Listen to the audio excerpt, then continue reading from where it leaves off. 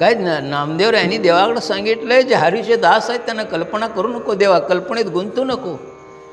रोज नव्या नव्या कल्पना घेऊन झोपतो आपण, त्यातली एकही पूर्ण होत नाही, त्यामुळे समाधानानं जगता येत नाही.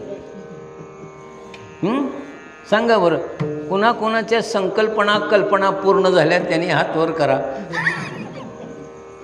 हे बघा, संकल्प करूच नाही. मुळात संकल्प केला, पूर्ण झाला तरी दुःख आहे, आणि नाही पूर्ण झाला तरी दुःख आहे. व्यवहारातली छोटी छोटी उदाहरणं देतो.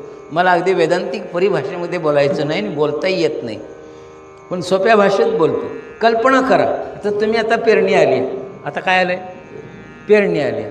कल्पना करून पेरता काय? तसंच कल्पना करून. अजून भात रोटर फिरवायचा आहे शेतावर, तरी चावडीच्या कटीला बसून म्हणतं, यंदा गुंट्याला पोतं सोडित नाही.